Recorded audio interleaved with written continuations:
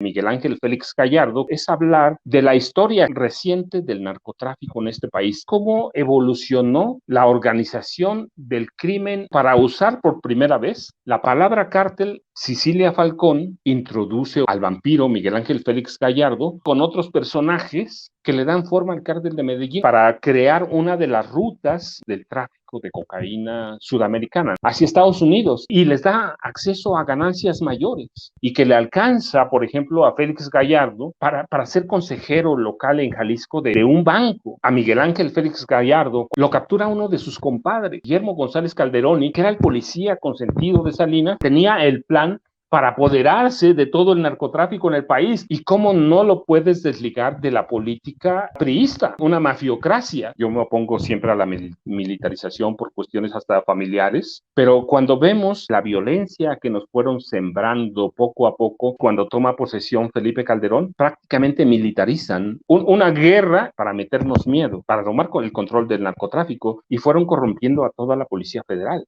Hasta el 1 de diciembre de 2018, lo primero que hace el presidente, las primeras medidas, es desaparecer a la Policía Federal. Y eso hizo bien.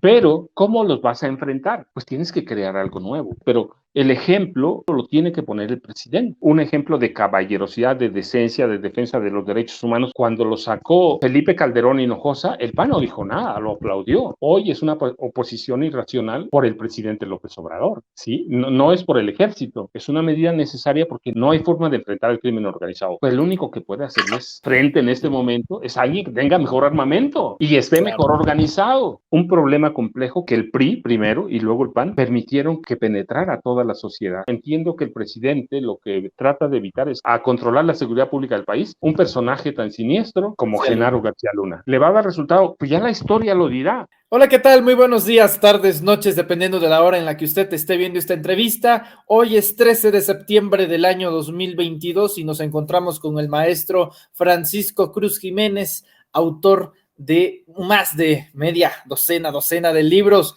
entre los títulos más recientes, García Luna, El Señor de la Muerte, y próximamente con más titulares bastante esperados por los lectores, no solamente de política mexicana, sino de prácticamente toda la sociedad, como todas las publicaciones del maestro Francisco Cruz, al cual le doy la bienvenida aquí en Sin Máscaras a través de los Reporteros MX. Maestro Paco Cruz, ¿cómo está? ¿Cómo le va? Buenas tardes.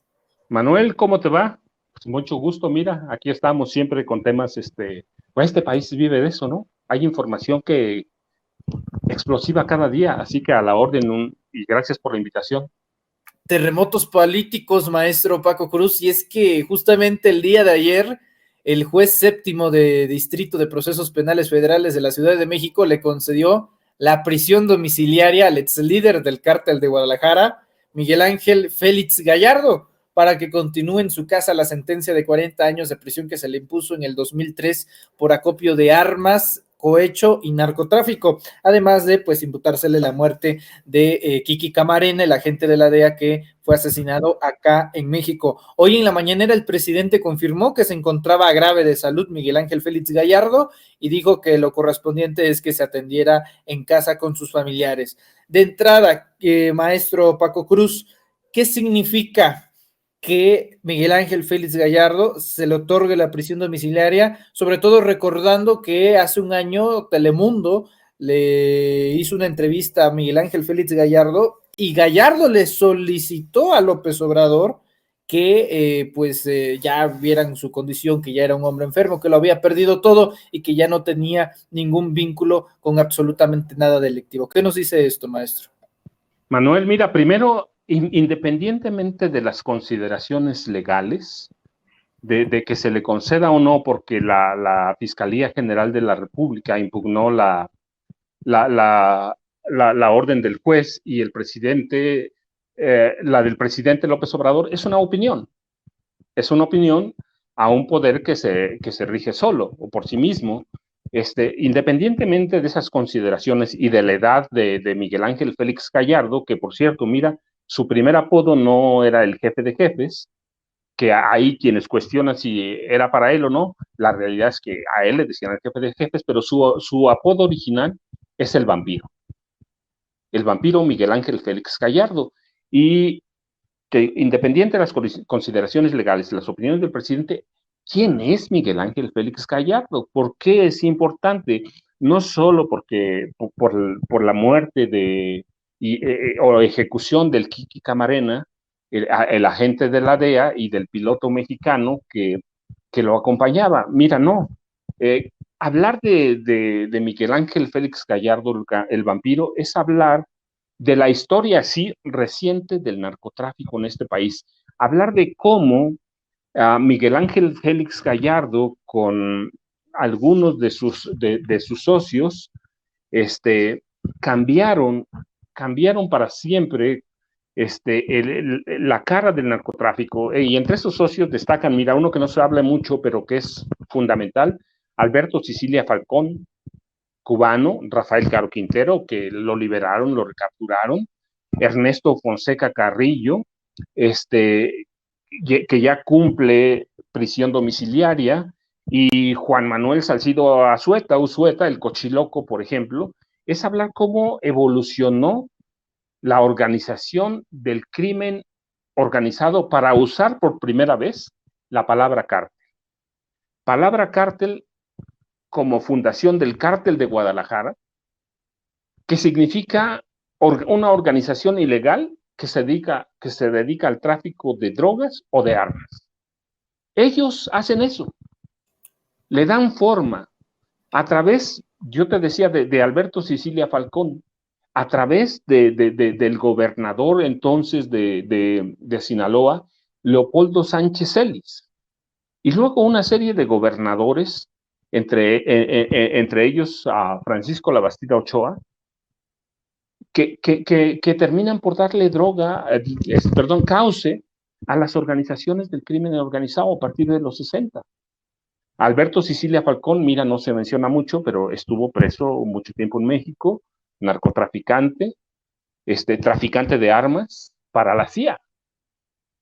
Y ellos, a través de viejos traficantes de drogas, le van dando forma a las organizaciones verdaderas del crimen organizado. Empezaron con marihuana, empezaron con amapola algunos, aunque ya la cocaína ya era de curso común desde fines de los 20, de los años 20 del siglo XX. Por ejemplo, mira, Sicilia Falcón introduce o presenta al vampiro Miguel Ángel Félix Gallardo con algunos narcotraficantes centro y sudamericanos, por ejemplo, el hondureño Juan Ramón Mata Ballesteros, el negro, que es fundamental para crear el cártel de Medellín, y lo presenta también con otros personajes a través de Mata Ballesteros, como Gonzalo Rodríguez Gacha, el mexicano, que es fundamental en la creación del cártel de Medellín, con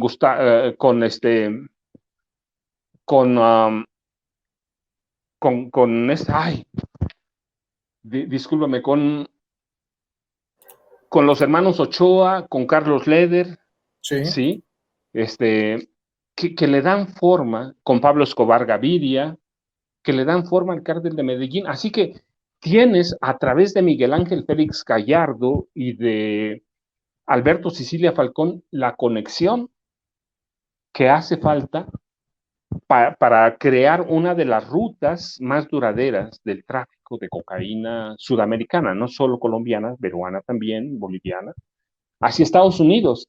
Y tienes a un personaje que le da forma también al cártel de Tijuana, de los hermanos, de los hermanos Arellano Félix. Arellano Félix, sí. Sí, el primer Arellano, el primer Arellano, Benjamín Arellano Sánchez, Benjamín Francisco Arellano Sánchez, fíjate. Él casa con Alicia Isabel Félix Azueta, una mujer sinaloense. Originalmente los Arellano eran de Durango, de Tamazula, ¿sí? Y él casa con Isabel Félix Azueta, que era media hermana de Miguel Ángel Félix Gallardo. Y este matrimonio de Francisco Benjamín Arellano Sánchez con Isabel Félix Zazueta da origen a quién, a Francisco Rafael, Benjamín, Eduardo, Ramón, Enedina y todos los hermanos Arellano Félix que terminan por darle forma al cártel de Tijuana o cártel de los Arellano Félix. Así que hablar de el vampiro Miguel Ángel Félix Gallardo es hablar también del cártel de Medellín, porque ellos le mostraron a los narcos mexicanos, por lo menos en esa parte, porque había otra parte de los cárteles, ya llamamos cártel, que son, fundan el cártel de Guadalajara en los 80, bueno, en otra parte del país le daban forma al cártel de Juárez, sí, pero fundan ellos una organización que los lleva hasta el cártel de Medellín y que hace una ruta permanente, que persiste, subsiste, y les da acceso a ganancias mayores, ganancias que nunca se habían visto, de tal forma que Miguel Ángel Félix Gallardo, con esas conexiones, además del gobernador de Sinaloa, Leopoldo Sánchez Celis, y luego otros, sí, como Antonio Toledo Corro o Francisco Labastida Ochoa, se da forma a una organización que tiene acceso a ganancias ilimitadas y que le alcanza, por ejemplo, a Félix Gallardo para ser consejero local en Jalisco de un banco. ¿Sí? Les dan dineros ilimitados. Tienen acceso al tráfico de cocaína, que refuerzan con el de heroína. Así que ya no se limitan las organizaciones mexicanas solo a la heroína o a la amapola y a la marihuana, sino se dedican al gran negocio, a gran escala, de la cocaína. Así que hablar de Miguel Ángel Félix Gallardo, al margen de las consideraciones judiciales que seguramente en las próximas semanas tendremos, hay que ver qué efectos surte la declaración del presidente Andrés Manuel López Obrador sobre la salud de Miguel Ángel Félix Gallardo, que nació cuando en enero de 46, ¿sí? Debe andar 76, 77 años, ¿sí? Así es. Entonces, hablar de ellos, te digo, es no solo es hablar de crimen organizado y de cómo tomaron forma los cárteles las organizaciones del crimen organizado toman forma en cárteles. Y así los empezamos a conocer como cárteles, pero que son criminales que venían. Mira, teníamos ya capos como Pedro Avilés Pérez, que también al que también protegía mucho Leopoldo Sánchez Celis. Si tú ves cómo nace el cártel a través de gobernadores de Sinaloa también. En Juárez también había, ¿sí? Diferentes, pero había. Pero tienes una vía que subsiste hasta hoy, y de criminales que van siendo cada vez más violentos, ¿sí? Y de tal forma que cuando detienen o capturan a Miguel Ángel Félix Gallardo, cuando fue en 89, lo captura uno de sus compadres, ¿sí? O por lo menos lo pone, ¿sí? Guillermo González Calderoni, que era el policía consentido de Salinas y que tenía el plan para apoderarse de todo el narcotráfico en el país. Tú ves, el ejemplo de García Luna no es único. García Luna ya venía con ejemplos. Miguel Ángel Félix Gallardo había sido policía judicial estatal, había sido policía judicial federal, guardaespaldas de un gobernador. Bueno, el gobernador Sánchez Celis fue padrino de su padrino de boda. Y él fue padrino de boda del hijo del gobernador Sánchez Celis. Entonces tienes un maridaje que da historia moderna al narcotráfico de este país a partir de los 60, porque Sánchez Celis llegó a la gubernatura de Sinaloa en enero del 63, y Antonio Toledo Corro, que es involucradísimo en el narcotráfico también, en enero de 81, y luego tienes a Labastida Ochoa, que candidato presidencial. Entonces hace hablar más allá de las ejecuciones del Kiki Camarena y del piloto mexicano, tienes una historia, la historia de cómo se va estructurando el narcotráfico en este país, cómo van cambiando el rostro y cómo no lo puedes desligar de la política organizada priista. que va creando, como dicen, una mafiocracia. Y ese es el vampiro que yo conozco, el capo que conozco, el hombre que desde las policías estatal y federal y a través de las conexiones y protección de gobernadores como Leopoldo Sánchez Celis, van dando estructura y forma a lo que sería el cártel de Guadalajara. Y bueno, tampoco debes dejar de lado que cuentan con la protección, por ejemplo, de la familia Zuno Arce, ¿sí? Rubén Zuno Arce, recuerda, cuñado del presidente Luis Echeverría, es un gran amigo de Alberto Sicilia Falcón y de Miguel Ángel Félix Gallardo.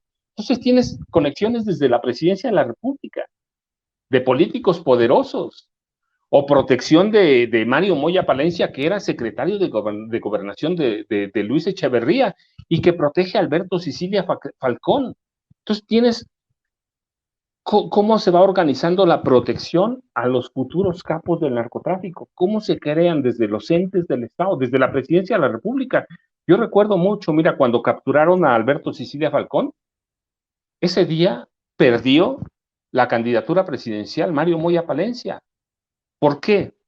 Porque ciertamente había cometido errores políticos, pero se demostró que Alberto Sicilia Falcón tenía una credencial especial firmada por Mario Moya Palencia como agente especial de la Secretaría de Gobernación.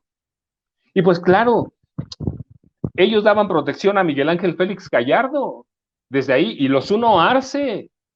Entonces tienes la historia en pedacitos del narcotráfico, de parte del narcotráfico en este país, desde Sinaloa hasta Jalisco, hasta Guadalajara, de Culiacán a Guadalajara.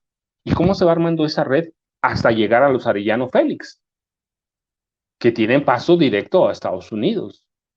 ¿Sí? Entonces, es hablar del vampiro Miguel Ángel Félix Gallardo, es hablar de esa historia que a veces desconocemos o que es muy vista, pero de pronto cuando pasan informaciones coyunturales como esta, que son importantes, claramente, son fundamentales, pero nos dan paso para abrir el espectro de toda esa información que representa, digo, más allá, porque ya es un hombre, pues 75, 76 años, y seguramente si está enfermo, este, eh, nos va a dar paso a hablar de él, pero más allá de eso, es la historia del narcotráfico de este país, la historia que de pronto se ignora, sí, y la historia que es chismosita y que es política, y que es política y que es muy atractiva, ¿por qué? Porque te muestra cómo se tejen a través del poder político las redes del narcotráfico y cómo se tejieron a través del PRI,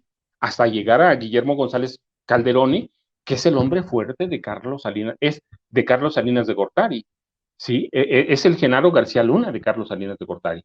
A través de él pensaban controlar todo el narcotráfico y es el hombre fuerte bueno, un poco antes tienes a Mario Moya Palencia, que hace hombre fuerte a Alberto Sicilia Falcón,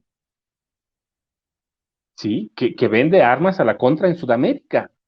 Entonces, es esa historia a la que me remite el vampiro Miguel Ángel Félix Gallardo y cómo a través de esas conexiones políticas van cambiando el rostro del narcotráfico en este país y del crimen organizado internacional, porque el cártel después, posterior el cártel de Sinaloa, que toma forma a través de algunos pistoleros o pequeños narcotraficantes ayudantes de Miguel Ángel Félix Gallardo, como Joaquín Guzmán Loera, como Héctor del Güero Palma Salazar, le dan forma al cártel de Sinaloa, que se convierte en una organización internacional.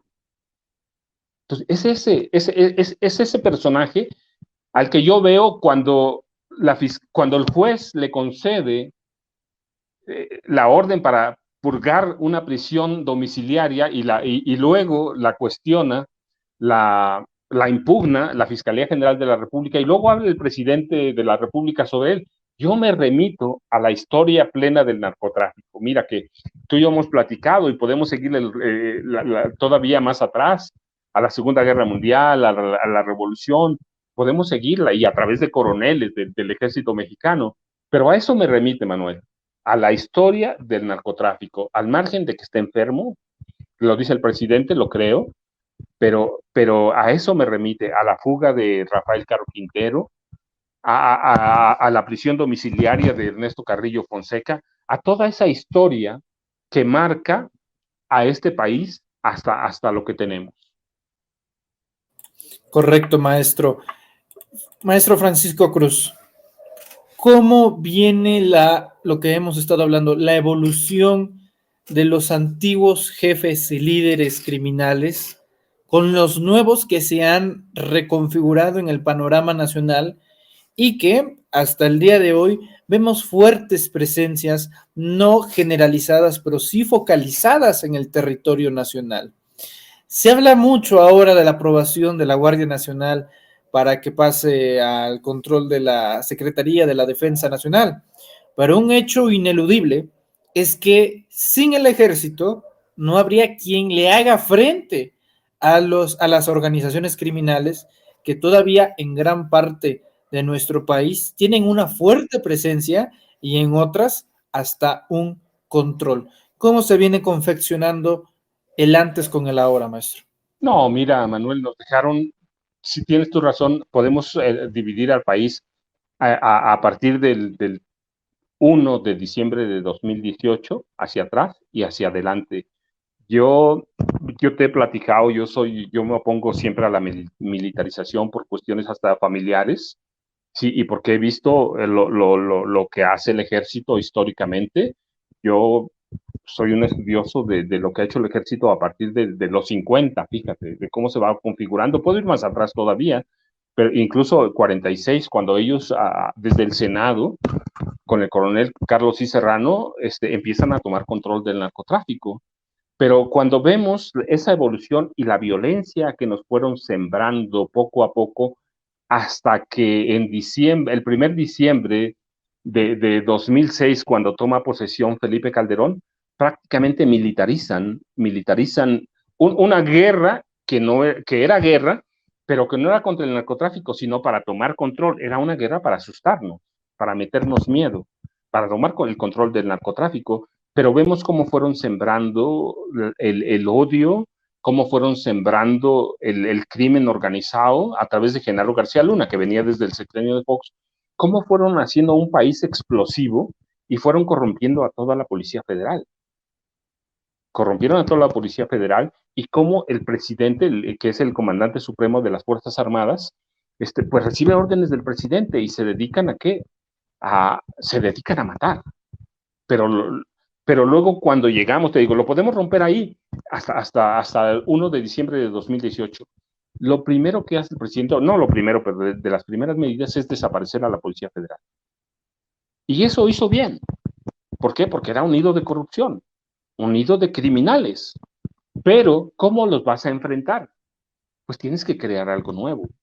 Y si no confías en tu ejército, no lo vas a poder controlar. Es tan complejo el fenómeno, no solo de la violencia, sino de la violencia criminal a través de las organizaciones del crimen organizado, ya no solo cárteles, que hay que decirlo, si urge una medida, ¿por qué? Porque los cárteles que nacen como tales en los 80 se transforman en organizaciones del crimen organizado, mafias. ¿Cómo lo enfrentas? Pues en lo único que puedes confiar de momento es en el ejército. Es en el ejército para formar policías, pero el ejemplo lo tiene que poner el presidente y el general secretario y el general, el almirante secretario de Marina. Entonces, si ellos logran infundir un ejemplo de caballerosidad, de decencia, de defensa de los derechos humanos y de combate al crimen organizado, no, el presidente López Obrador va a hacer un gran trabajo, pero siempre hay que vigilarlo. Yo te dije, la oposición que se da a la militarización del ejército no es por el ejército, porque cuando lo sacó Felipe Calderón Hinojosa, el PAN no dijo nada, lo aplaudió. No dijeron nada. Cuando Peña Nieto lo tuvo en las calles, nadie dijo nada. Hoy es una oposición irracional por el presidente López Obrador. ¿Sí? No es por el ejército. es por el presidente López Obrador, pero me parece, te digo, que con todo lo que yo, los peros que yo tenga, hoy era una medida necesaria. Es una medida necesaria porque no hay forma de enfrentar el crimen organizado. Felipe Calderón y Enrique Peña Nieto permitieron no solo la penetración del crimen organizado en todas las capas de la sociedad y crear organizaciones más poderosas, algunas se expandieron en células más pequeñas, pero igual de peligrosas, pero permitieron que se armaran para enfrentar una guerra, si tú quieres a poca escala. Pero el Calderón y Peña permitieron a los cárteles del narcotráfico conseguir hacerse de un arsenal para enfrentar al gobierno. Entonces, ¿cómo lo enfrentas? Pues lo único que puede hacerles frente en este momento es alguien que tenga mejor armamento y esté mejor organizado. Y me guste o no, esté de acuerdo o no, lo veo en encuestas serias, los mayores organismos públicos de confianza, entre los mayores organismos públicos de confianza, pues está el Ejército y está la Marina. ¿Sí? Entonces, pues, si no descansa el presidente de la República en el Ejército y la Marina, si no infunde ese espíritu que él tiene de respeto a los derechos humanos, tampoco va a hacer nada. Es decir, es un problema complejo que no empieza en los 60, no empieza en los 80, que empezó antes. Y que el PRI primero y luego el PAN permitieron que penetrara toda la sociedad. Tenemos un problema grave y necesitas medidas urgentes de emergencia para enfrentarlo. Y esa es la formación de una Guardia Nacional que pueda responder a los problemas de hoy. Y segundo, yo entiendo que pasando administrativamente y en otros renglones, la policía, la Guardia Nacional, al Ejército, entiendo que el presidente lo que trata de evitar es que llegue a controlar la seguridad pública del país un personaje tan siniestro como Genaro García Luna. Y es la única forma. Le va a dar resultado, pues ya la historia lo dirá. Pero si después de décadas de irnos penetrando, mira, la gente hoy habla de matanzas, del narcotráfico, en los sexenios de Peña y de Calderón, ¿sí? Hablaban, no, bueno, nos están matando. No, es un problema que empezó antes. Podemos ir, por ejemplo, a 1925 y encontrar matanzas tan serias como las que hubo en los sexenios de Peña y de Calderón, de manos de los narcotraficantes. Podemos encontrar, mira, yo he documentado casos de capos que quemaban a sus víctimas con soplete, hasta matarlas, desaparecerlas, con soplete. Los narcotraficantes siempre han sido así. Otro, por ejemplo, documenté mucho el caso de un capo en la frontera con Estados Unidos, en Ojinaga, que le cortaba los testículos a sus víctimas y los mandaba en charola de plata a las esposas de sus víctimas. Entonces, tenemos que tener mucho cuidado. La violencia es vieja y se ha venido profundizando hasta llegar al sexenio de Calderón, que se salió de todos los márgenes posibles, y luego en el de Peña Nieto. Entonces, ¿cómo enfrentas a eso? Pues solo formando una Guardia Nacional que tenga valores, que tenga salarios y que tenga mística de lucha y que no se corrompa. Y eso es bien complicado. Entonces, yo entiendo el proyecto del presidente López Obrador. Y yo digo, mira, después de tantas décadas de profundizar en cada sexenio la violencia, pues hay que darle una oportunidad al presidente. No va a resolver todos los problemas en un día, pero hoy sí podemos ver que hay una tendencia a la baja en los homicidios y no hemos visto, como en los sexenios de Calderón ni de Peña, que el ejército se convierta en una máquina de matar. El ejército y la marina, se recuerda, no lo digo yo, lo dice la información. La información, se habían convertido en máquinas letales. Hoy no vemos a un ejército ni a una marina matando. Entonces, tienen que preparar, tienen que armar una Guardia Nacional para que futuros presidentes puedan controlar ese problema que es gravísimo y que viene desde los 20, del siglo XX. Correcto. Pues, maestro Francisco Cruz, le agradezco como siempre su tiempo, su presencia en este espacio informativo de Sin Máscaras a través de los Reporteros MX, sobre todo por este contexto donde están pasando, como siempre lo decimos aquí en este espacio, muchas cosas al mismo tiempo, pero hasta sorprendente esta noticia de la prisión domiciliaria de Miguel Ángel Félix Gallardo por todo lo que representó, por todo lo que representa, y también de la anexión de la Guardia Nacional a la Secretaría de la Defensa Nacional. Maestro Francisco Cruz, ¿en dónde lo podemos leer en redes sociales? Sobre todo en Twitter. No, Manuel, ya sabes, arroba Paco Cruz Jiménez en Twitter, Francisco Cruz Jiménez en Facebook. Y mira, Manuel, nada más para cerrar, sí, que no confunda a la gente, no es el mismo, porque me han preguntado eso, yo ahí lo veo en mi Twitter o en mi Facebook, en la página, me preguntan, pero, ¿y entonces qué diferencia hay del caso de Rosario Robles? No, hay muchas diferencias, pero cada uno hace uso de las prerrogativas que le concede la ley que no creó López Obrador. Sí, entonces cada uno hace uso de ellas.